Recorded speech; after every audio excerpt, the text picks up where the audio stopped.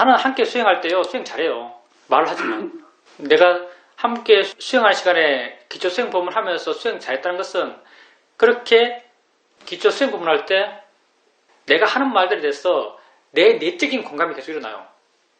뭐 말로 표현하자면 그렇지 하는 그런 공감이죠. 물론 말을 안 하지만 그냥 마음의 느낌으로 그냥 삘이 와요. 삘. 공감되는 마음의 느낌. 공감되는 마음의 느낌을 확인하면서 그 공감되는 마음의 느낌 그게 딴 것도 아니죠. 다 그 지혜예요. 불교를 이야기하면 지혜라고 하면은 뭐 굉장히 멀리 있고 굉장히 심오하고 좀 굉장히 대단한 걸로 생각하는데요. 정말 지혜가 생기고 정말 지혜가 먼저 이해하면요. 지혜는 별것 아니에요. 그리고 처음에는 수행을 맨 처음 할 때는 강한 지혜가 나설 때만 내게 지혜가 생겼다라고 스스로 알 수 있지만 왜냐하면 그때 마음의 느낌이 워낙 많이 바뀌니까. 근데 지혜에 익숙해지면요. 작은 지혜가 작게 생기더라도 그때 변화하는 마음의 느낌을 보면서 스스로 지혜를 확인할 수 있습니다. 사실 지혜는 평범해요. 왜냐하면 뭐 느끼면서 자연히 이치하라고 하면 마음이 그냥 물러나요. 왜 물러나는가? 지혜가 생겨서 물러나는 거예요. 그 느낌을 나와 동일시하는 번뇌가 약해졌어요. 왜 번뇌가 약해졌는가? 그 느낌은 내 것이 아니고 나와 상관없고 지 스스로 지조건돼서 일어난다는 지혜가 생겨서 물러나는 거예요. 그냥 물러나는 게 아니에요. 지혜는 평범한 거죠. 사실은 지혜는 평범한 거예요. 그렇게 기초수행을 할 때 그렇게 법문하는 내용에 대해서 내 내적 공감, 내적인 지혜를 확인하면서 하니까 점점 마음의 힘이 좋아져가죠. 그래서 기초수행 법문을 하면서 수행을 잘한다고 말하는 겁니다. 여러분도 기초수행 법문 들으면서 수행을 잘하는 분은 그냥 그 법문은 귀가 듣고 자기는 수행하고 있지만 법문의 내용은 마음이 지가 알아서 해석하죠. 그러면서 마음의 내적 공감들이 생겨나요. 뭐 나는 이 순간 알의 진행의 존재다 하면 그렇지라는 물론 언어적으로 내적으로 표현되지 않겠지만 그런 공감의 느낌이 생겨나죠. 그게 다 지혜들이에요. 그래서 그런 공감의 느낌을 느끼면서 기초수행 법문을 들으셨다면 수행을 아주 잘하신 겁니다. 다 그렇게 수행을 잘 하셨죠. 이제 여러분 오늘은 약간 특별한 법회죠. 2020년 마지막 법회입니다. 2020년 여러분이 1년 산 해가 2020년이라고 동의 되세요 지금. 나 정말 가끔요. 지금 2020년인지 2010년인지 헷갈릴 때가 있어요. 분명히 영단인데 지금 이게 2020년인가? 2010년인가? 그게 헷갈릴 때가 사실 있어요. 2020년 이 말에도 아직 익숙해지지 않았는데 벌써 2020년이 끝나갑니다. 세월이 유수 같죠? 화살처럼 지나가고 있습니다. 이렇게 살아가고 있어요, 우리는요. 이렇게 살아가는 우리가 우리 삶에 도대체 어떤 의미를 찾아야 될까요? 어떻게 사는 게 잘 사는 걸까요? 이렇게 세월이 지나가고 있는데 삶의 의미를 한번 생각해 봅시다. 하나님 가고 있으니까 어떻게 사는 것이 정말 내 삶을 가치 있게 사는 것일까? 내 삶이라는 것부터 알아야죠. 내 삶이 도대체 뭔가? 여러분이 지금 여기 참석하신 분요, 대충 평균 연령을 따지면 50세가 넘어요. 여러분 50년 살았어요. 50년. 엄청 살았죠. 50년 살았어요. 내가 50년 살았다라고 그 살아왔던 세월의 존재감이 여러분에게 느껴집니까? 예, 50년 살았다는 세월의 존재감이 여러분에게 없어요. 앞으로 여러분 더 생을 살아갈 거예요. 앞으로 남은 나의 생, 이게 여러분 마음에 와닿아요? 안 와닿아요. 왜 50년 살았던 여러분 삶이 여러분에게 존재감이 없을까? 그건 여러분에게 사실 없는 거니까. 그러면 과거에 내가 뭘 했다. 내가 50년 생이 내게 존재감이 없는데 과거에 내가 뭘 이뤘다. 과거에 내가 이러이러한 했다. 이러이러한 의미 있는 이러이러한 가치 있는 일을 내가 했다. 그게 현재 여러분에게 만족을 줄까요? 현재 여러분에게 절대 만족을 못 줍니다. 왜? 50년 살아온 그 삶의 존재감이 여러분에게 없어요. 50년 기간 동안 뭘 한 게 여러분에게 있겠어요? 없어요. 삶의 의미를 찾기 위해서는요, 여러분 삶이 뭔지 아셔야 됩니다. 여러분은 오직 이 순간 현재만 살아가고 있어요. 여러분 오직 이 순간 현재만 살아가고 있는 거예요. 여러분의 나이가 지금 설령 50으로 한다면 나이 50을 살고 있는 여러분의 이 순간의 삶이 지금 10살을 살고 있는 10대 소년의 삶, 그 소년의 삶보다 여러분 삶이 덜 희망적인가요? 여러분이 이 순간 살아가고 있는 80대 노인의 삶보다 여러분 삶이 지금 이 순간 여러분 삶이 더 희망적인가요? 지금 10살 난 소년이 이 순간을 살아가고 있어요. 그 소년에게도 자기가 살아왔던 10년이 있을까요? 없겠죠. 그 소년에게 자기가 앞으로 살아갈 수십 년이 느껴질까요? 없겠죠. 그 소년의 삶의 형태도요, 그 순간 현재를 살아가고 있습니다. 90대 노인, 90대 분에게 있어서 자기 살았던 90년은 존재하지 않아요. 존재감이 없어요. 앞으로 살 날들 존재감이 없어요. 그분도 그 순간 현재를 살아갈 뿐입니다. 인간은요, 존재는 절대 평등의 삶을 살아요. 왜? 다 이 순간만 살거든요. 내가 1살이든 10살이든 20살이든 30살이든 50이든 70이든 내가 설령 지금 100살이든 다 이 순간 현재를 살아가는 겁니다. 우린 절대 현재를 살아가는 존재예요. 여기밖에 없어요. 우리는요. 그러면 우리 삶의 의미는 어디 있겠어요? 과거에 있겠어요? 미래에 있겠어요? 우리 삶의 의미는 현재에 있습니다. 여러분 지금 이 약간 특별한 이 시간에만 이런 말을 하지 실제 여러분 삶은 어떻게 살아요? 여러분 삶도 막연하게나마 의미를 찾아요.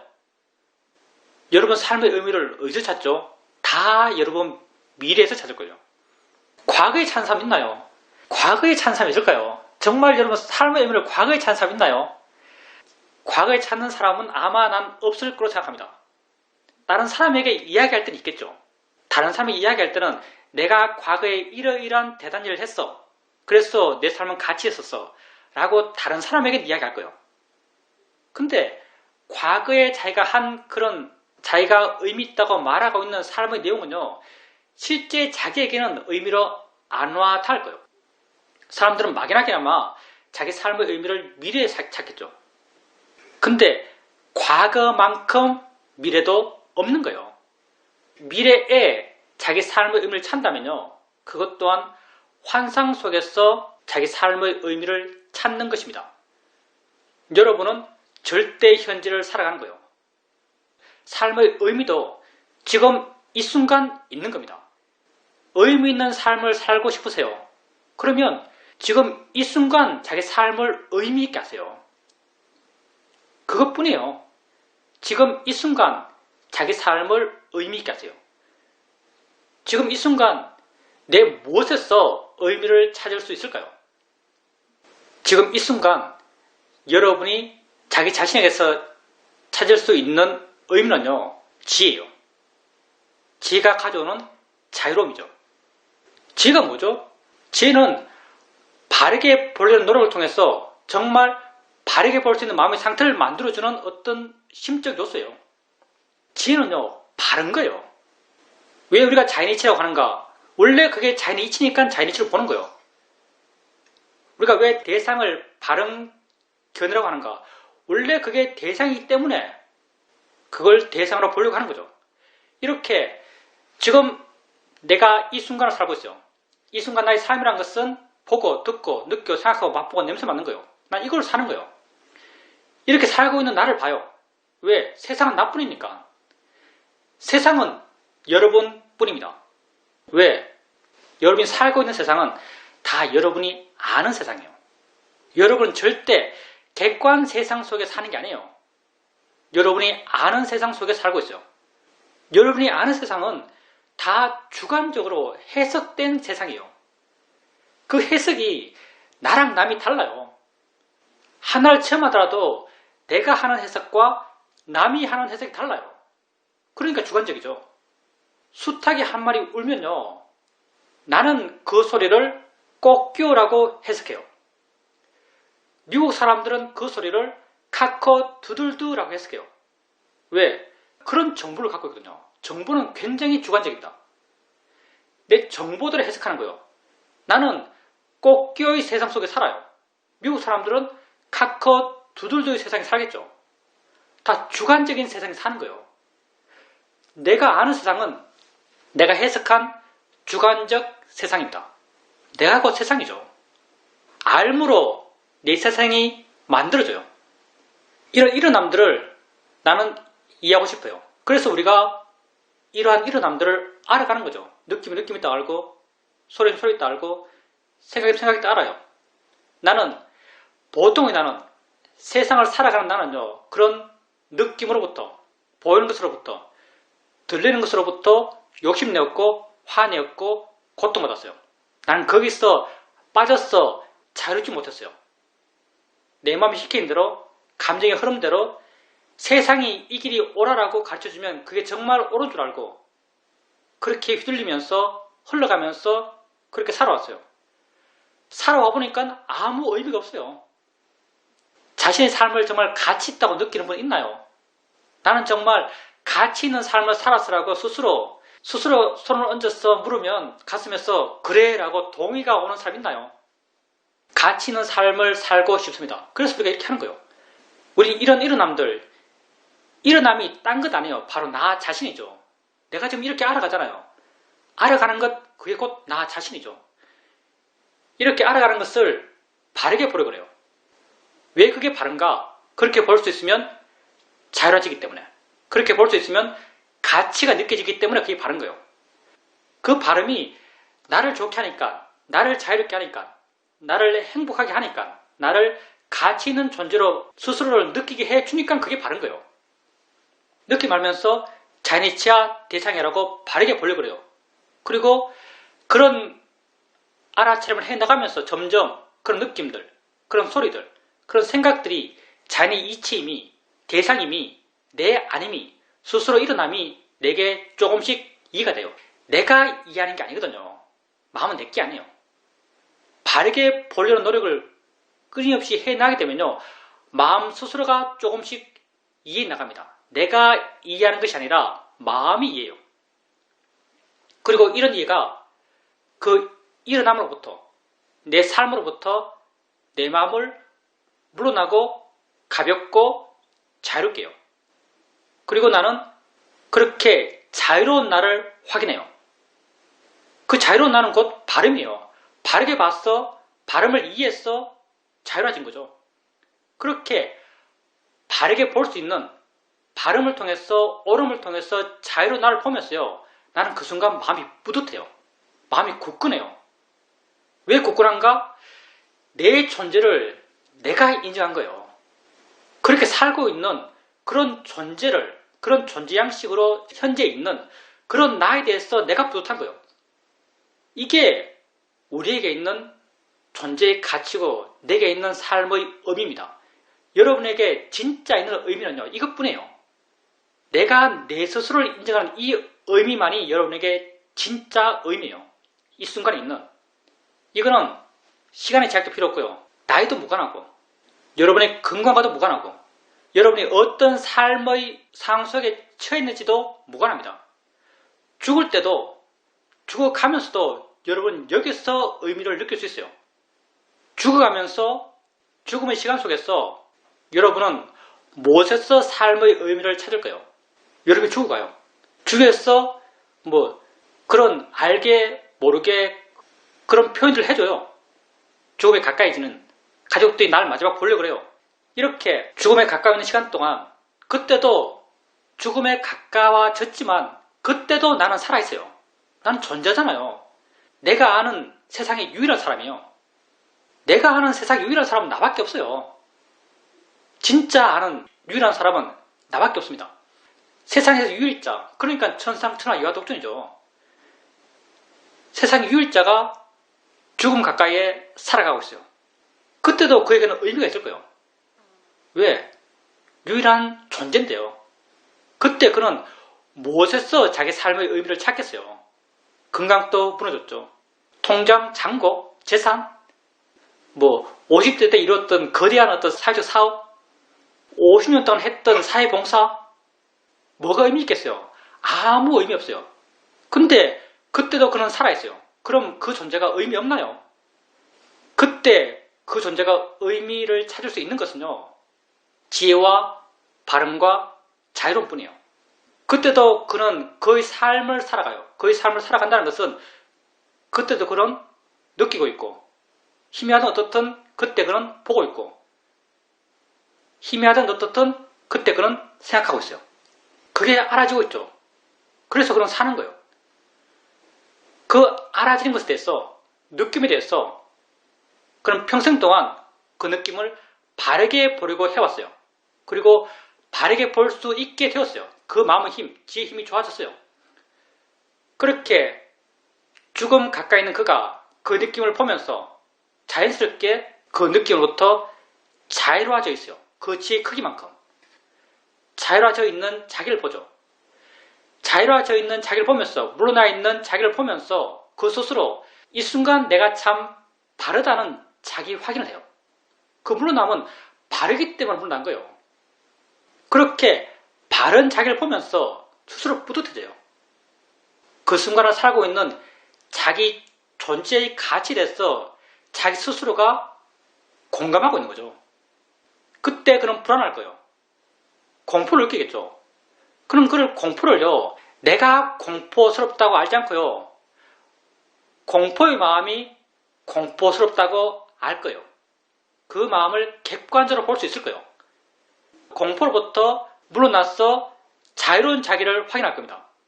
그러면서 그는 발음을 통해서 자유로운 자신의 가치를 스스로 느낄 겁니다.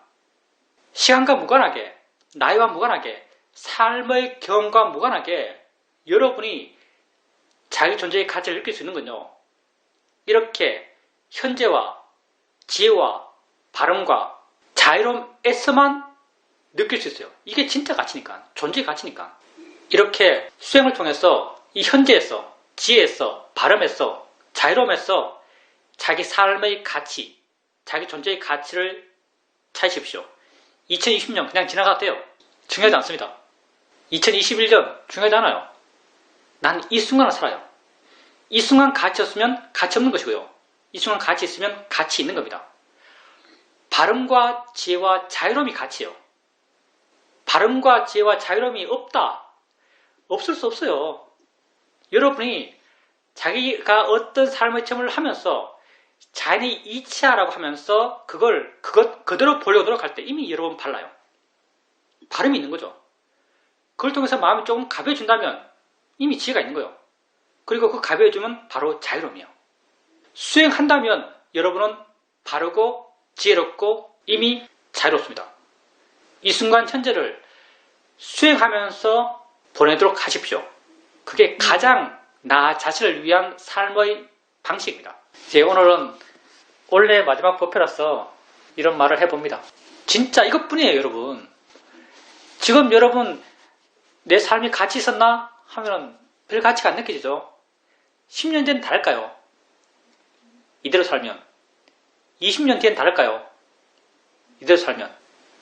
여러분이 현재의 가치를 안다면요, 언제나 내 존재의 가치를 확인할 수 있습니다. 언제나 자기 자신을 가치 있게 느낄 수 있어요. 질문입니다. 우리가 우리 자신을 알아가면서 우리의 일어남이 무엇하다라는 것을 이해하려고 합니다. 그런데 우리가 쓰는 말 가운데 무아지경이라는 말이 있습니다. 이 말이 무아를 말하고 있는 우리의 입장과 다른가요? 운동 선수들이 무엇에 아주 집중해서 뭔가를 성취해낼 때 그때의 마음도 무아의 마음이 아닌가요? 무아의 마음이란 건요, 사실 무아라는 말 자체가 상당히 애매한 말인데요, 무아의 마음이라는 세상에 없어요. 우리가 알아차린 마음, 보는 마음, 듣는 마음, 생각하는 마음, 이런 마음이 있겠죠. 무아의 마음이라는 게 있을까요? 질문입니다.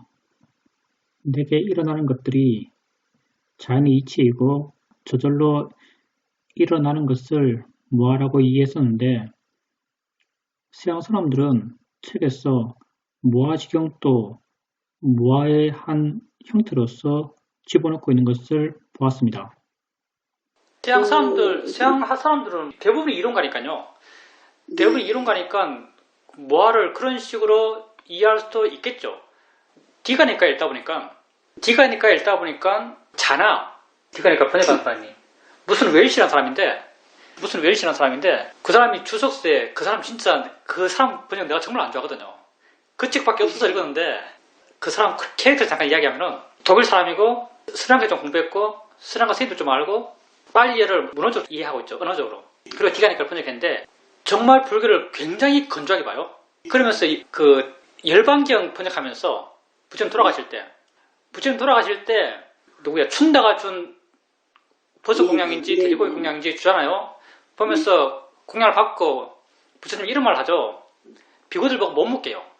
그리고 당신만 먹죠. 그러면서 하신 말씀 뭐냐면 이 하늘나라 땅 밑에 이 온 우주에서 춘다가 공양한 이 공양을 소화시킬 수 있는 사람은 붓다뿐이다. 이런 말 하세요. 붓다만이 소화시킬 수 있다. 그리고 내가 먹고 남은 것은 아무 생명체가 없는 물에다가 버려라. 이렇게 말해요. 붓다만이 소화시킬 수 있다. 여기서 밑줄 쭉 꺾고 이 사람이 밑에 주석을 달아요. 뭐라고 주석을 다냐면요. 붓다가 이렇게 말했음에도 불구하고 그 자신도 이 음식을 소화시킬 수 없었다. 이렇게 주석을 달은 사람이었어요. 모리스 웰시인가요? 모리스 웰시. 진짜 이 책 열받아가 몇 분 던질까 말까 하면서 억지로 읽었던 책인데 서양 사람들이 그래요. 이 사람이 또 자기가 번역의 자나란 말이 굉장히 많이 나와요. 자나. 경험해보지 못했으니까 자나가 뭔지 잘 모르잖아요. 그래서 어느 사람 누구한테 다른 서양인한테 자나가 뭔지 물어봤대요. 자나가 뭔지 물어보고 그 사람의 설명을 듣고 자기가 자나가 뭔지 이해했다라고 이렇게 말하더라고요. 그러면서 쓰는 표현이 뭐냐면 트랜스란 말을 써요. 트랜스. 뭔가 멍해진 상태. 이 자나를 이런 쪽으로 이해하더라고요. 내가 그걸 보면서 야, 이 사람들 정말 실천 불교에 대한 이해가 정말 없구나. 정말 수행해서 되는 그런 마음 상태. 그런 거에 대해서 이런 이론가들이 정말 모르는구나 라는 것을 느꼈어요. 마찬가지로 무아지경 그게 무하다라고 말할 수 없죠. 무하라는 것은 사실 마음이 아니에요. 마음 상태도 아니에요. 무하라는 것은 일어남의 특성이에요. 범의 특성이에요. 범의 일어남이 무아적 특성을 갖는 거예요. 무슨 말이냐면 범의 일어남이 왜 무아적 특성을 갖는가 하면요. 범의 일어남이 나와 아무 상관이 없어요. 조건 되면 지가 일어나는 거예요. 들음의 일어남이 무아적 특성을 가져요. 들음의 일어남이 내가 들려서 듣는 게 아니에요. 조건 내가 지가 듣는 거예요. 그러니까 무아는요. 일어남의 특성을 이해한 거예요. 무아는 이해하는 이해의 내용이죠. 어떤 상태를 말하는 게 아니에요. 내가 내 자신의 특성을 이해했을 때 그런 이해의 내용으로 무아가 존재하고 무상이 존재하고 고가 존재하는 거예요. 뭐 무아의 실체가 있고 고의 실체가 있고 무상의 실체가 있는 게 아니에요. 그냥 일어남의 특성들이에요. 일어남의 특성이기 때문에 이걸 영어에서는 general characteristic 이렇게 하죠. 일반적 특성을 번역해요. 일반적 특성. 이 자체가 고유한 게 아니에요. 우리는 3법인에서 좀 애매하게 번역하지만 3법인 이렇게 해서 좀 애매한데 general characteristic에서 일반적 특성을 번역하는 거예요. 일어남의 특성이에요. 일어남의 특성은 이해되는 거예요. 그 자체가 어떤 고유한 뭐가 아니에요. 그리고 아까 보살님이 하신 말씀 가운데 아는 마음으로 본다고 표현하셨는데 그 표현이 사실 맞지 않거든요. 아는 마음은 내가 그 아는 마음을 알든지 모르든지 항상 있어요. 내가 아는 마음을 통해서 그걸 보는 게 아니에요. 내가 소리 들을 때 이미 아는 마음이 있고요. 내가 느낌할 때 내가 아는 마음을 이해했든 이해하지 않았든 아는 마음이 있고요. 내가 생각할 때 이미 아는 마음이 있어요. 조건 되니까 지가 스스로 있는 거예요. 아까 이제 무아와 연결해서 아는 마음과 관련해서 우리가 아는 마음을 통해서 무아를 이해하기가 쉽기 때문에 그런 특성들, 일반적 특성들을 이해하기 쉽기 때문에 우리가 아는 마음을 주된 대상 삼아서 수행해요. 아는 마음. 우리가 화를 보면서 무아를 이해한다 생각해보세요. 화를 보면서 무아를 이해하는 것은 상대적으로 어려울 거예요. 왜냐하면 화는 아주 강하게 내가 화내다 생각하거든요. 의도를 보면서 의도도 물론 무아예요. 무아라고 하는 것이 일반적 특성이니까. 근데 의도의 마음을 보면서 무아를 이해하는 것은 상대적으로 어려워요. 왜냐하면 의도는 내가 의도한다고 강하게 믿고 있거든요. 근데 아는 마음은요, 상대적으로 굉장히 쉬워요. 아는 마음은 소리 있으면 이미 있어요. 내가 있게 하려 할 필요도 없고, 내가 한다는 느낌이 굉장히 약해요. 느낌이 있으면 이미 있어요. 이미 대상관계에 붙어 있거든요. 그래서 아는 마음을 보면서 거기서 어떤 모화적 특성을 찾는 것은 상대적으로 굉장히 쉽습니다. 그래서 우리가 아는 마음을 주된 대상 삼아서 수행해 나가는 거죠. 그렇게 모아는 이해하는 것이죠. 어떤 상태가 아니에요. 질문입니다. 그런데 스님께서 본문에서 아는 마음만이 법이다 이렇게 말씀하시기도 하시고 또 아는 마음이랑 다른 마음이랑 다 같다 이렇게 말씀하시기도 하시는데 그 의미가 무엇인가요? 제가 이것만이 법이란 말은 절대 아니고요. 질문입니다. 스님께서 다른 것은 모두 다 관념이고 아는 마음은 실제 아는 법이다라고 말씀하십니다. 그래서 저는 아는 마음을 좀 특별하게 생각하고 아는 마음을 알아가기 위해서 노력하고 있습니다. 그렇게 아는 마음을 알아가기 위해서 노력하다 보면 아는 마음이 마치 어떤 실체처럼 느껴집니다. 그것이 작용과 성질임을 이해하지만 실체처럼 와 닿습니다. 스님이 본문에서 어떨 때는 아는 마음을 아주 특별하게 이야기하시고 어떨 때는 아는 마음을 다른 마음들과 다 같다라고 아주 일반적으로 이야기하시기도 하십니다. 그래서 좀 헷갈리기도 합니다. 아는 마음은 실제 아는 법이고 다른 건 다 관념이다. 이렇게 이해할 수 있는 말을 했어요. 근데 그때 관념을 했던 것은 우리가 세상에서 하는 어떤 해석들, 저 사람, 저 모양, 저 색깔, 이런 소리, 저런 소리 했던 세상을 살아가면서 내가 한 해석들, 그런 것들은 관념이었어요. 근데 그런 해석을 갖고 왔던 것을 우리는 법이라고 그래요. 우리가 만약 이걸 노랗다고 한다면요, 노랗게 우리가 해석했어요. 노랗게 해석했던 것은요, 아무것도 없는 상태에서 이 노람이 드러난 게 아니에요. 뭐가 있었기 때문에 우리가 이걸 노랗게 한 거예요. 노랗게 알게 한 뭐가 있었던 것, 이걸 우리는 법이라고 그래요. 이게 성질적 작용이에요. 그럼 어떤 것들이 있었냐? 어떤 것이 있었어? 이걸 우리는 노랗다고 해석할 수 있었느냐? 첫째, 보면은 뭔가 내 눈을 향해 온 게 있었겠죠. 온 게 있었으니까 저거 노랗네라고 해석했겠죠. 온 것, 이걸 우리는 색이라고 그래요. 물질. 그러니까 물질도 법인 거죠. 노란과 다르게 물질도 법이에요. 그러니까 오온에서 첫째가 물질인 거죠. 색, 수, 상, 행식에서 첫째가 색, 물질이에요. 오온이 다 법이거든요. 색이 법이에요. 온 것이 우리나라 부딪혀요. 부딪히면 그 부딪힘을 촉이라고 그래요. 촉도 법이죠. 실제 일어나는 거니까. 촉이 있으면 느낌이 생겨나요. 느낌도 법이죠. 12인게 다 그거잖아요. 느낌이 생기면 저건 노랗네라고 노랗다는 해석을 하는 마음작용이 있어요. 이걸 상이라고 그러죠. 상도 법이에요. 상이 있으면 노랗다는 해석과 함께 그것에 대해서 이제 아는 마음이 붙는 거죠. 이때 아는 마음이 있어요. 아는 마음도 법이에요. 그리고 아는 마음이 있으면 그걸 또 뭐 수행한다면 지켜보는 마음, 수행하는 마음, 사띠의 마음도 있을 수 있어요. 이것도 법이에요. 그리고 노란을 걸 좋아하면요, 좋아하는 마음이 있다면 욕심 나겠죠? 욕심도 법이에요. 노란을 싫어하면 화가 나겠죠? 화도 법이에요. 그러니까 그런 마음작용들, 물질작용들, 실제의 마음과 물질의 모든 작용이 사실 다 법이에요. 법의 입장에서 아는 마음과 다른 모든 마음은 똑같다라고 이렇게 말하고요. 관념과 비교해서 관념과 아는 마음은 다르다고 말하는 거예요. 관념과 법은 다르니까. 그러니까 수많은 법이 있는 거예요. 우리 모든 알매 수많은 법도 있어요. 수많은 법 가운데 우리가 이 수행에서는 주된 수행 대상, 아는 마음을 주된 수행 대상으로 삼아서 해갈 뿐이죠. 그리고 모든 법은 엮여 있고 모든 법은 동일한 성질을 가져요. 일반적 특성은 모두 다 같거든요. 그래서 아는 마음 한 법에 대한 이해가 깊어지면요, 다른 모든 법에 대한 이해가 저절로 깊어지기 때문에 우리는 가장 수행에 도움된다고 생각하는 이 아는 마음, 이 한 법을 지속적으로 이해해 가려고 하고 있는 거죠, 지금 우리 수행이.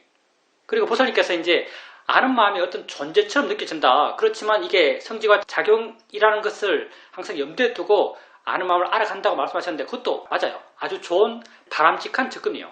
우선 보살님이 아는 마음을 알아갈 때요, 아는 마음 그 자체를 알려고 하지 마세요. 아는 마음 그 자체를 알면요, 많은 경우 수행에 오래 빠집니다. 아는 마음은 언제나 대상을 알기 때문에 이게 아는 마음이에요. 대상과 함께 있는 아는 마음을 이해하세요. 소리와 함께 소리 아는 마음, 느낌과 함께 느낌 아는 마음. 이렇게 안다면요, 그렇게 오류의 가능성이 굉장히 약해집니다. 그리고 이렇게 알아가다 보면요, 아는 마음이 어디 있는 것처럼 존재처럼 느껴져요. 존재처럼 느껴지는 것은 어느 정도 보살님의 노력, 보살님의 마음의 에너지가 투입돼서 약간의 관념화가 일어나면서 생기는 거거든요. 사실은 아는 마음을 알려고 노력하면서 수행할 때는요, 이런 존재감이 생기는 게 나쁘지 않습니다. 존재감을 확인하시면서 아는 마음을 이해했다고 스스로 생각해도 좋아요.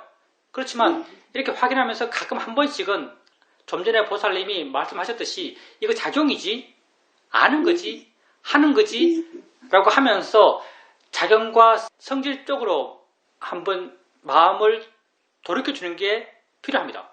그리고 아는 마음을 이해하는 게 더 자연스러워지면요, 아는 마음이 있는 그대로, 그러니까 위치 없이, 모양 없이, 존재감 없이 순수한 작용으로서 이해해 나가게 될 겁니다. 질문입니다. 스님의 말씀을 들었지만 아직 명료하지는 않습니다. 예, 당연히 명료하지 않죠. 여러분이 수행적 명료하면요, 여러분이 스스로 수행해 나가면서 스스로 알았을 때 명료해집니다. 이건 1-1은 2다라고 해서 설명될 수 있는 게 아니에요. 법과 지혜와 수행은요, 1-1은 2라고 해서 그게 그렇게 설명되고 그 설명을 듣고 그렇지라고 내게 명료해지는 게 아닙니다. 사실은 수행에서 수행을 말하는 사람이 수행을 듣는 사람에게 해줄 수 있는 말은 딱 하나밖에 없어요. 이렇게 수행한다. 이거밖에 없어요. 사실 이거밖에 없어요. 이렇게 수행해라. 수행 방법론만을 제시할 수 있어요. 수행 방법을 제시해도요, 그것조차도 처음 들으면요, 애매모호해요. 처음 여러분 들었어. 느낌 알고, 소리 알고, 생각 알고, 자연이치고, 대산이고, 이렇게 해라. 들었어요. 그러면, 듣기만 해서는요, 저게 도대체 뭐지? 어떻게 하란 말이지? 처음에 이런 생각밖에 안 들어요. 이런 단순한 수행 방법조차 공감이 안 돼요. 언제 공감되는가? 실제, 느낌 알려고 하니까 느낌 알아보고, 소리 느낌 알아지면 옮기라 그러니까 옮겨보고, 소리 들리면 소리 가보려니까 가보고, 또 알아진 것에 대해서 자연의 이치라고 해보라 하니까 해보고, 이렇게 해나가면서 조금씩 느낌 있을 때 느낌 안다는 게 뭔지 와닿아요. 이건 내가 이해한 거예요. 이거 들어서 한 게 아니에요. 느낌 있을 때 느낌 안다는 게 뭔지 이해가 돼요. 소리 할 때 소리 안다는 게 뭔지 이해가 돼요.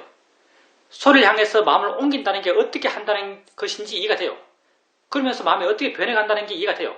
그리고 자연이 이치하라고 했을 때, 마음이 어떻게 변한다는 걸 체험하면서 왜 그렇게 하는지 이해해요.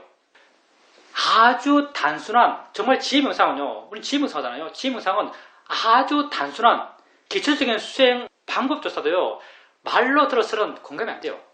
도대체 무슨 말 하는지 모르겠어요. 실제 자기가 했을 때만 그게 어떤 의미인지, 왜 그렇게 하는지 공감이 됩니다.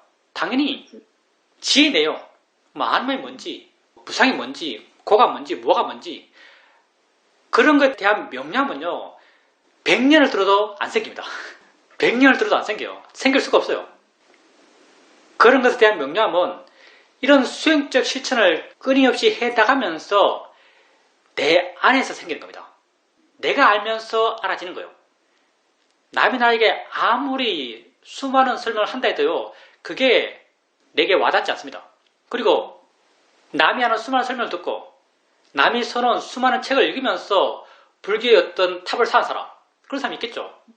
남이 하는 수많은 말을 듣고, 남이 쓴 수많은 책을 읽으면서 불교가 이런 것이라고 탑을 세운 사람, 나는 잘은 모르겠지만 이 탑이 절대 불교의 탑이 아닐 거예요. 아주 이상한 탑일 겁니다. 절대 이렇게 세울 수 있는 탑이 아니에요. 오직 내 안에서만 탑을 세울 수 있어요. 나만이 탑을 세울 수 있어요. 내 이해가 그 탑을 세운 거예요. 그러니까 당연히 보살님이 아직 이해하지 못한 것, 그런 것은 보살님에게 마음에 안 와닿는 게 당연하고, 어느 측면에서는 안 와닿는다면 그게 맞을 수 있어요. 와닿는다면 그게 더 이상한 거죠. 질문입니다. 나이가 들어가면서 점점 멍하게 있는 시간들이 많아지고, 그렇게 멍하면서 하는 행동들은 습관적으로 반복적으로 하는 경우가 많습니다. 이런 것을 바꿀 수 있는 것은 이 수행뿐이다라고 느껴집니다.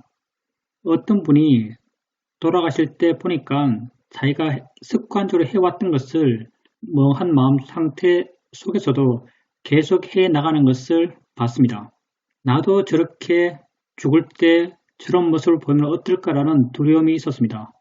그런데 윗바사나 수행을 하면서 내가 죽을 때 좀 반듯한 모습을 보이면서 죽을 수 있겠구나라는 생각이 들었습니다. 그런 반듯한 모습을 다른 사람에게 보여주고 싶나요? 중요한 건 내 스스로 반듯한 거예요. 그리고 중요한 건 내 스스로 나를 인정하는 거예요. 내 스스로 느끼는 나에 대한 만족이 중요한 거죠. 방법은 물론 수행하는 것이고요. 수행이라는 것은 알아지는 것을 바꾸는 게 아니에요. 보살님이 아까 말씀하셨듯이 멍해요. 멍한 상태에서 뭔가를 습관적으로 해나가요. 그러면 그때 해나가고 있는 마음들은 다 모아야 돼요. 다 모아서 하고 있는 거죠. 어리석음을 하고 있는 거예요. 보살님은 그 어리석음을 깨워서 마음이 깨끗해지고 마음이 밝아지고 그런 걸 원하는 거죠. 근데 그 멍한 그 자체를 깨서 하는 게 아니에요. 우리는 멍한 그 자체를 부셔서 멍한 그 자체를 없애는 게 아니고요. 멍한 그 자체를 알아서 깨어있는 마음을 서로 만들어내는 거예요. 표현하자면 마음이 멍해요. 왜 보살님이 지금 멍하다고 말하는가? 그때 멍한 걸 알았기 때문에요. 멍한 걸 알았잖아요. 근데 알았지만 그걸 그렇게 수행적 대상으로 본 것 같지는 않아요. 보살님이 멍해요. 멍할 때 수행적 대상으로 보는 것은 마음 자체가 다르거든요. 멍하네? 마음이 멍하네? 마음이 어떻게 멍하지? 그럴 때 보살님은요, 마음이 멍하다는 것에 대해서 신기하고 관심이 생겨나요. 마음이 멍하다는 것에 대해서 신기하고 관심 있는 마음, 이게 깨어있는 마음이에요. 멍한 마음을 대상으로도 이렇게 깨어있을 수 있어요. 그러니까 멍한 것이 없어지고 나서 깨어있는 마음이 생기는 게 아니고요. 멍한 것을 대상으로 깨어있는 마음이 생기는 거예요. 그러니 내 삶의 현재가 어떤지는 수행에서 무관해요. 나는 어떻게 돼도 상관없어요. 멍해도 되고 화나도 되고 욕심나도 되고 불안해도 돼요. 나는 내 현재가 지금 이 순간의 삶의 체험이 어떻게 되어도 상관없어요. 단지 난 그걸 바르게 이해하려고 그러고 그걸 바르게 보려고 할 뿐이에요. 바르게 이해하려고 하고 바르게 보려고 할 때 나는 바르고 깨어있고 자유로운 거예요. 그러니까 무엇도 내 삶의 문제가 아닙니다. 내가 그걸 바르게 보려고 그러고 바르게 이해하려고 하고 있다면 바르게 그걸 대상으로 수행하려 하고 있다면요. 그 어떤 것도 내 삶의 문제가 아니에요. 나는 어떻게 해도 상관없어요. 그걸 대상으로 좋은 마음을 개발할 수 있으니까. 이렇게 이 수행을 통해서 좋은 마음을 개발해가는 이 길은요. 그냥 절대적인 거예요. 왜냐하면 무엇을 체험해도 무엇을 봐도 무엇을 들어도 무엇을 느껴도 좋은 마음을 개발하는 데 있어서 방해가 되지 않습니다. 질문입니다. 저는 스님의 말과는 다르게 반응했던 것 같습니다. 내가 멍청하다는 걸 알게 되면 이것이 잘못되었구나. 이렇게 살면 안 되는구나. 라고 깨어있으려고 했습니다. 그게 이제 수행하는 방법에 대한 보살님의 녹수도요.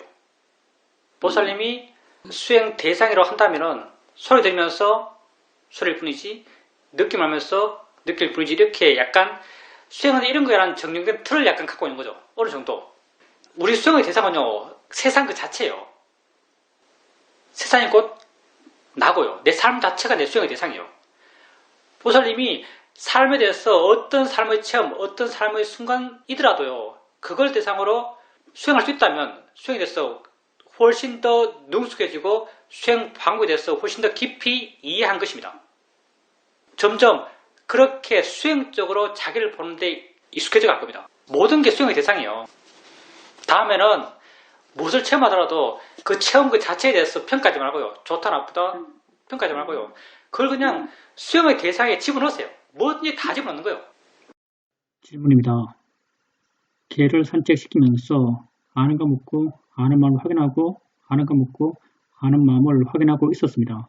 그때 아는 거 묻지 않으면 어떻게 아는 마음을 확인할 수 있지라는 생각이 들었고 묻지 않게 되었습니다.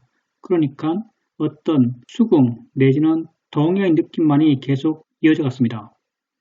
그런데 스님께서 아까 아는 마음을 알아갈 때는 대상과 함께 있는 아는 마음을 알아가라고 하셨고, 그렇지 않을 경우 오류에 빠지기 쉽다라고 말씀하셨습니다.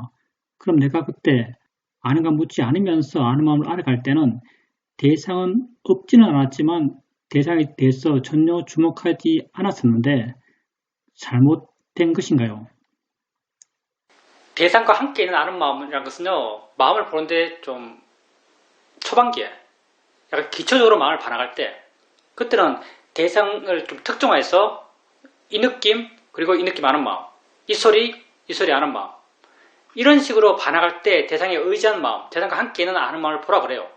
그랬을 때 아는 마음을 그릇되게 이해할 수 있는 가능성이 약해요. 근데 이제 보살님 같은 경우는 특정한 대상을 안 보죠. 그냥 전체적인 것을 다 알아요. 전체적인 것을 다 알면서 아는가 물어요. 그때 아는 마음은 전체적인 것을 다 알고 있는 마음이에요. 그때는 아는 마음의 대상이 특정 뭐가 아니에요. 어떤 상태일 수 있고요. 아는 마음의 대상은 그냥 무한해요. 전체적으로 알아지고 있는 그 상태를 알고 있는 것도 아는 마음이 있는 거예요. 꼭 소리에 대해서, 느낌에 대해서, 뭐 생각에 대해서 그렇게만 아는 마음이 존재하는 게 아니고요. 내가 이렇다라고 하는 것도 이렇다는 걸 어떻게 알겠어요? 이렇다는 걸 아는 마음이 있기 때문에요. 내가 아는 마음은 또 어떻게 알겠어요? 아는 마음을 아는 마음이 있기 때문이죠. 보살님이 그때 전체적인 것에 대해서 안다고 이해하고 있는 거예요. 그때 안다는 느낌을 확인하고 있는 거죠. 그럴 때는 그냥 전체적인 어떤 대상들, 소리들, 느낌들은 전체적으로 알아지는 대로 그냥 내버려 두세요. 보살님은 안다는 느낌을 확인해 나가면 돼요. 그렇다면 아주 바르게 아는 마음을 알아간다고 말할 수 있습니다. 그렇게 계속 해나가세요. 근데 개 산책시키면서도 그게 계속 돼요. 그럼 굉장히 능숙해진 건데요. 왜냐하면 개 산책시키면 이렇게 저렇게 내가 신경을 써야 될 게 많잖아요. 신경을 쓴다는 것은 다 내 에너지고 나의 드러남이고 번뇌거든요. 대부분이. 그 상황에서 아는 마음을 이해 나간다고 한다면요, 보살님이 아는 마음을 이해하는 능숙도가 굉장히 좋아져서 그런 겁니다. 질문입니다. 항상 그렇게 알아지는 것은 아니고 그때는 주위에 아무도 없었기 때문에 나 자신에게 오롯이 관심을 둘 수 있어서 그렇게 되었습니다. 그때 느낌이 이렇게도 아는 마음이 알아지는구나 라고 아주 신기하게 느껴졌습니다. 나중에는 말하면서도 알 수 있습니다. 보살님 지금까지는요, 아직까지는 아는 마음을 알려고 해서 알잖아요. 알려고 하니까 아는 느낌이 있는 거죠. 나중에는요, 이거와 똑같아요. 소리가 대표적인데 보살님이 소리를 들으려고 해서 들어요? 아니면 들려져서 들어요? 들려져서 듣죠. 소리에 대해서 나의 의지가 없어요. 내 의지가 제로라도 들리고 있어요. 나중에는 아는 마음도요, 지금은 보살님이 아는 마음을 알려고 해서 알아요. 알게 모르게 에너지 좀 써요. 근데 나중에는요, 그냥 알아져서 알아요. 이렇게 알아져서 알게 되면요, 에너지가 하나도 안 들어요. 그리고 알아져서 알게 되면 의지적인 뭘 하면서도 이게 확인돼요. 내가 확인해서 확인했다면요, 의도적인 뭘 하면서는 못해요. 왜? 우리의 의지는요, 오직 한 방향으로만 나갈 수 있거든요. 아는 마음에 대해서도 의지가 있고, 만약 내가 하고 있는 말의 내용에 대해서도 의지가 있다면요, 이 두 개는 공존할 수가 없어요. 근데 안다는 것은요, 점점 내 의지 없이 알아져요. 알아져서 알게 돼요. 그렇게 된다면요, 삶의 내용 속에서 의지를 갖고 뭘 하더라도 안다는 이해가 마음에 있게 됩니다. 이렇게 살 수 있다면요, 법을 계속 보면서 삶을 살아간다라고 말할 수 있습니다. 그리고 이렇게 되는 게 왜 삶에 중요한가? 아는 마음을 이해했다는 것은 이미 지혜가 있는 거예요. 아는 마음은 지혜가 안다고 이해한 거예요. 그리고 아는 마음을 이해한 그런 지혜가 있으면 어느 정도까지는 이미 마음은 물러나 있고 가볍고 자유로운 상태예요. 이렇게 물러나 있고 가볍고 자유로운 마음이 어느 정도의 힘이 있는 상태에서 세상에서 말하고 세상에서 행동하게 되고 세상에서 반응하게 돼요. 훨씬 더 작은 고통 속에서 세상을 살아갈 수 있게 됩니다. 물론 말만 이렇게 하죠. 그 순간 내가 작은 고통에서 산다고 스스로 확인되지 않아요. 왜냐하면 작은 고통이 이미 자기 삶의 내용이 모든 것이니까. 큰 고통이 있을 때 작다고 느껴지는 거지, 내가 작은 것만 느끼면요, 그게 작다고 느껴지지 않아요. 하여튼 그렇게 아는 마음을 이해하는 게 점점 자연스러워지고 점점 보살님의 노력을 필요로 하지 않게 변해갑니다. 질문입니다. 그런데 지금은 노력을 많이 해야 되는 것 같습니다. 자꾸 하다 보면 노력이 줄어들어요. 만약에 그때 이제 보살님이 노력을 해 나갈 때요, 좀 염두에 둬야 될 게 뭐냐면, 노력하는 마음은 나의 마음이고 나의 에너지고요. 나는 언제나 뭘 알 때 관념적으로 그것을 어느 위치, 어느 형태, 어느 존재로 만들어서 보려고 하는 내적 욕구가 있어요. 그래서 노력해서 알아갈 때 아는 마음을 형태 있는 걸로, 모양 있는 걸로, 위치 있는 걸로 반나가는 어떤 그런 경향성이 있는 거죠. 그렇게 볼 가능성이 있어요. 그렇게 본다 해서 틀린 건 아니에요. 노력하고 있는 이상 그렇게 볼 수밖에 없어요. 어느 정도까지는. 그래서 그렇게 반응할 때 그게 작용이다고 한번 돌이켜주고, 아는 거다라고 한번 돌이켜주고, 마음이 하는 거지라고 한번 돌이켜주고, 이런 것을 가끔 한 번씩 체크해 주십시오. 그러면 다시 거기서 스스로 한번 다시 느껴요. 작용이라고 느끼고 하는 거라고 느끼고 다시 원래대로 돌아오는 거죠. 원래 자리는요, 작용과 성질, 그게 원래 자리예요. 근데 자꾸 노력을 알아가다 보면 원래 자리에 벗어나서 위치의 모양이 만들어져요. 느낌이 만들어져요. 느낌을 느끼면서 아는 마음을 확인하는 것이 그 단계에서는 잘못된 건 아니에요. 그러니까 그때는 그게 잘못된 건 아니에요. 그렇지만 그것만 계속 가면요, 느낌이 점점 분명해지고 그걸 대상으로 사마타적으로 집중하게 돼요. 원래 자리를 자꾸 마음에게 확인시켜 줘야 됩니다. 작용이지, 하는 거지, 마음이지, 이렇게 확인시켜 주는 게 필요해요. 그러면 그게 작용임이, 하는 것임이 마음에 와닿아요. 그리고 또 해나가고, 또 원래 자리를 확인하고, 또 해나가고, 또 원래 자리를 확인하고, 해나가다 보면 점점 아는 마음을 이해하는 게 쉬워지고, 자연스러워지고, 노력이 줄어들고, 점점 알아져서 아는 마음에 대한 이해가 저절로 있게 되고, 그러면서 그런 관념들이 다 사라져요. 왜? 노력이 필요가 없게 되면 관념은 생길 수가 없어요. 노력해야 되니까 관념이 생기는 겁니다. 질문입니다. 스님께서 수행 법문을 하실 때 가볍게 대상을 바꿔가면서 수행에 가라라고 하십니다. 그런데 나는 수행할 때 하나하나 옮겨가면서 알아가지 않고 전체적인 것을 한꺼번에 보면서 수행하고 있습니다. 그리고 아는 마음이 가운데에 있는 듯이 느껴집니다. 이렇게 전체적으로 보고 있을 때 스님의 법문이 생각나서 가끔 바꿔주면서 해보기도 합니다. 어떻게 하는 게 좋을까요? 우선 한 자리에서 느낀다는 것은 보살님이 아는 마음의 존재감을 한 자리에서 느끼는 거잖아요. 그러니까 아는 마음의 존재감을 한 자리에서 느낀다면 그게 바꿔줄 게 뭐가 있나요? 바꿔줄 데가 없잖아요.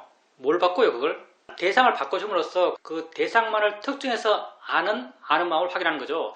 그럴 필요는 없고요. 그렇게 할 필요 없어요. 그게 보통은 가슴 앞쪽에서 내 전면에서 뭐가 있는 것이 느껴져요.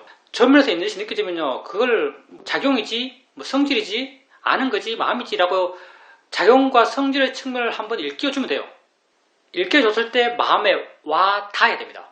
작용이라는 공감, 성질이라는 공감, 한다는 것에 대한 공감, 마음이라는 공감, 그 공감이 안 와닿는다면 그건 이해가 약한 거예요.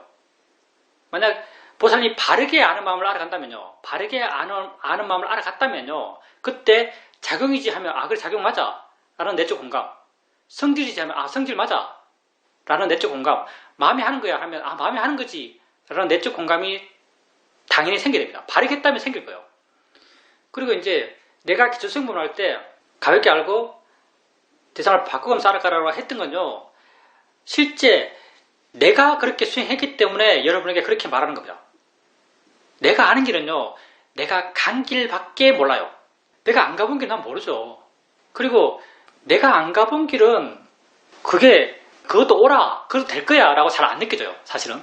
물론 기본적인 단계는 안 그런데 기본적으로 뭐 가볍게 알고 자유의 대상을 바꿔주고 하는 것은 내가 그렇게 했기 때문에 말하는 거예요. 맨 처음 수행하는 사람들은 대상이 집중하기 쉽고 힘줘서 보는 것에 익숙하고 해서 마음이 잘 안 떨어질 거라고 생각해요. 그래서 가볍게 보라 그러고 다른 거 옮기라 그러고 또 옮기라 그러고 그리고 수동적으로 알아가라 그러고 결국 되어야 될 수행의 상태는요. 전체적인 것을 한꺼번에 아는 상태예요. 왜 이게 옳은 상태인가? 이때 나의 노력이 제일 작거든요.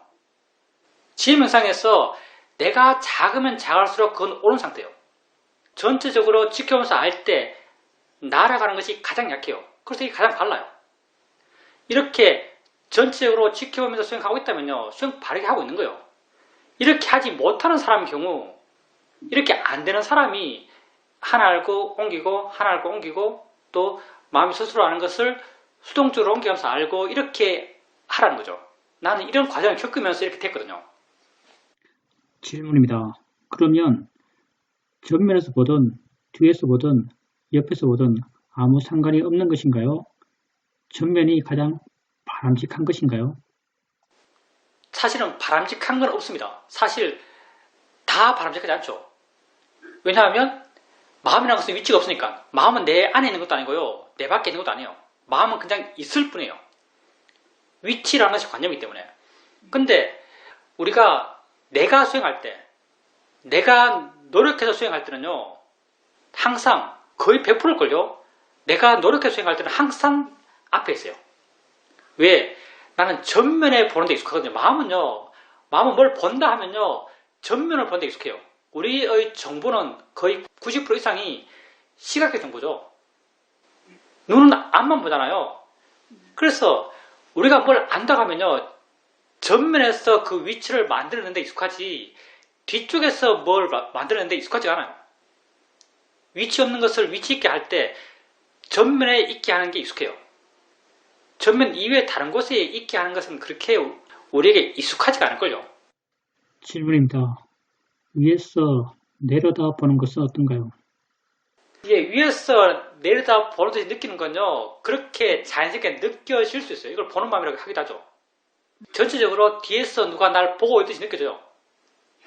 이렇게 느낄 수 있어요. 이렇게 느껴지는 것은 이렇게 느껴지는 거죠.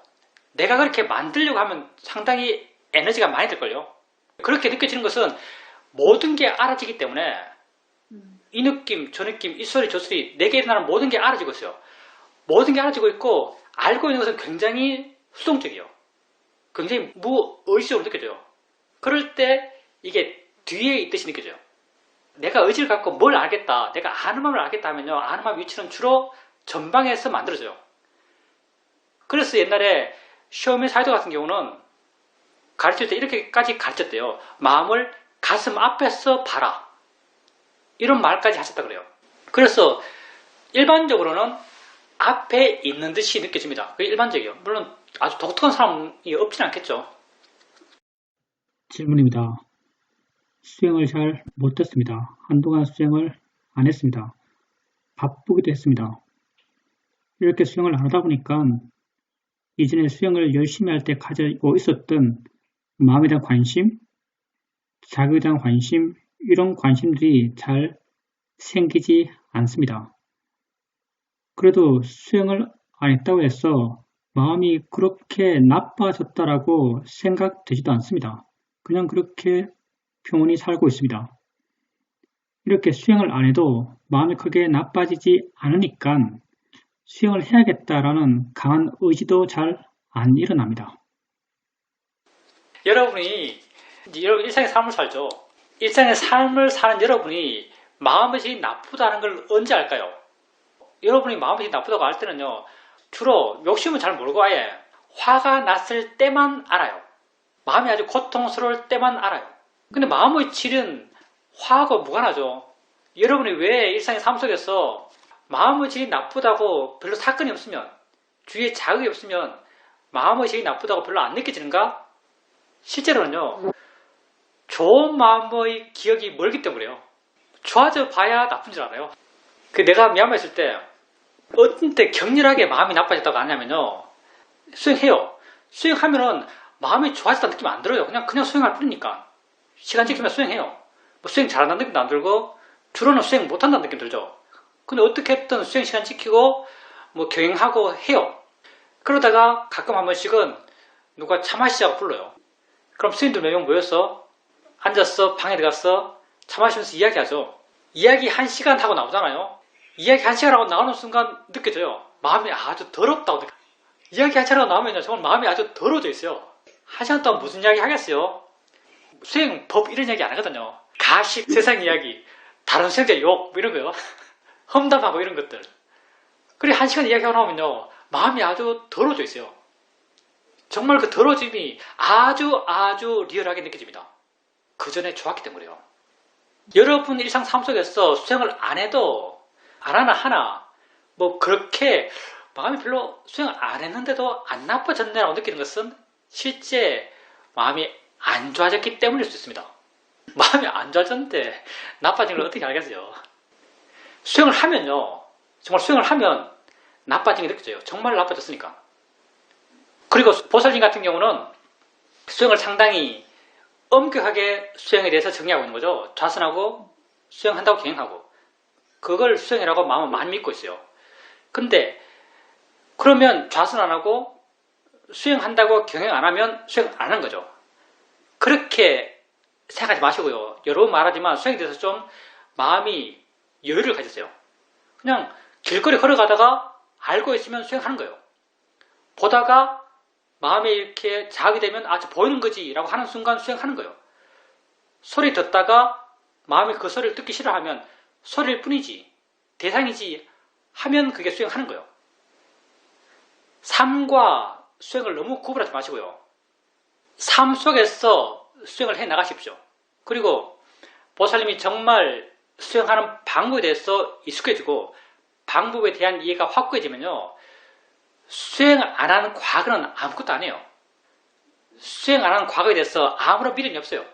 한다면 그냥 지금 할 뿐이에요. 지금 할 뿐이지 과거에 내가 수행했는지 안 했는지 마음이 좋았는지 마음이 나빴는지 별로 마음은 신경 안 써요. 정말 지금 하려고 할 뿐이지. 그러니까 과거에 했든 안 했든 신경 쓰지 마시고요. 지금 그냥 하려고만 하세요. 그걸로 충분합니다. 질문입니다. 일상 삶 속에서 알아차림의 빈도가 많이 늘어났다고는 압니다. 그렇지만 마음에 대한 자금과 성질에 대한 관심이 많이 줄어든 것은 사실입니다. 그거는 지혜거든요. 영역 지혜예요.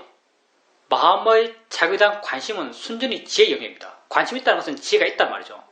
지혜가 있기 위해서는요. 마음의 기본적인 조건이 어느 정도 갖춰졌을 때 지혜가 생겨나요. 지혜는 좋은 마음의 결과적인 어떤 결과물이라 할 수 있겠죠. 최종 결과물. 좋은 마음을 바탕으로 피어나는 꽃 같은 거죠. 그러니 마음의 조건이 기본적으로 안 갖춰져 있는 상태에서 그런 지혜가 있기를 기대할 수는 없죠. 근데 또 보살님이 수행해서 그 지혜 힘이 좋아지면요. 그 지혜가 잘 안 사라져요. 그리고 설령 마음의 질이 안 좋다 하더라도요. 마음에 대한 관심을 일으키면 그 지혜는 자연스럽게 일어납니다. 그러니 관심이 없다면 질문을 통해서 한번 관심을 일으켜보세요. 예를 들어서 내가 본다면 보는 게 마음인가? 마음이 어떻게 보지? 소리를 듣는다면 듣는 게 마음인가? 마음이 뭔데 듣지? 수행하기 싫다면 마음이 수행하기 싫어하는가? 마음이 뭔데 지가 싫어하지? 이렇게 질문을 통해서 관심을 일으키면 보살님이 이전에 그런 것에 대해서 이해가 분명하다면요. 그런 지혜가 따라서 일어날 겁니다. 익숙해지면은 지혜를 일으키려고 하면 지혜가 일어나요. 그러니까 그렇게 계속 있는 관심의 지혜가 없다면 관심을 질문의 내용으로 일으켜줘 보십시오. 그것도 익숙해지면은 수행에 많은 도움이 됩니다. 질문입니다. 화가 났을 때 내가 좀 전에 그 사람 생각을 했으니까 화가 났지 라고 생각해주고 아 이거 그냥 자연 이치야 라고 퉁 쳐버립니다. 그리고 더 이상 궁금해하지 않습니다. 이제 그 화가 났을 때 내가 좀 전에 그 사람을 생각했기 때문에 화가 났지. 이거는 약간 세상 사람들의 문제 해결이에요. 그 문제가 해결돼요. 왜냐하면 화의 내용에 안 빠지거든요. 빠지는 것을 약화시켜놔요. 내가 일종의 다른 생각을 하는 거예요. 다른 생각을 하기 때문에 화의 상황에 나로 하여금 매몰되지 않게 해요. 그러니까 화가 지속적으로 커져가는데 브레이크 역할을 하는 거죠. 근데 이게 엄밀한 우리 수행적 입장과는 다른 거죠. 우리 수행적 입장은 뭐냐면요. 우리 수행은요. 현재가 절대 명돼요. 그 사람 생각한 과거죠. 화를 체험하는 건 현재예요. 내가 바르게 봐야 할 것은요. 내가 생각을 통해서 연구한다면 연구해야 될 것은요. 내가 지금 체험하고 있는 거예요. 난 그 사람 생각을 지금 체험하는 게 아니에요. 화를 지금 체험하고 있는 거죠. 알아야 될 것은 화고요. 바르게 생각한다면 화에 대해서 바르게 생각해야 돼요. 마음이 화내는가? 마음이 지금 뭔데 화내지? 이게 뭐지? 이렇게 생각해 준다면 이건 수행적으로 굉장히 바람직한 생각입니다. 왜냐하면 화를 지금 내가 체험하니까 지금 내가 체험하는 것에 대해서 알고 바르게 알려고 그러고 바르게 생각해 주려고 하는 것, 이게 우리 수행적 접근이에요. 그리고 이게 궁극적인 해결의 방식입니다. 우리는 아는 것만 해결할 수 있어요. 질문입니다. 아는 마음을 알아갈 때 아는 마음을 알아간다는 것이 곧 아는 마음을 알아차림한다는 것인가요? 이제 보살님이 안다고 이해했을 때, 아니라고 수긍했을 때 아는 마음을 알아차림한 거예요. 여러분 삶의 의미를 현재에 찾으세요. 현재밖에 없습니다. 이건 영원한 의미고요. 어느 시간, 어느 상황 속에서도 이것만이 진짜예요. 시간 속에서, 공간 속에서 형태로, 내용으로 찾아가는 삶의 의미는요. 지나가려 하면 아무 의미가 없습니다. 여러분이 살아왔던 50년의 생처럼 지금 여기에서 여러분 삶의 의미를 찾아가십시오. 내 스스로 느끼는 내 삶의 의미요. 삶의 의미는 객관적인 게 아니에요. 순수한 주관적인 영역입니다. 가치 있게 사십시오. 내가 느끼는 나의 가치를 발견해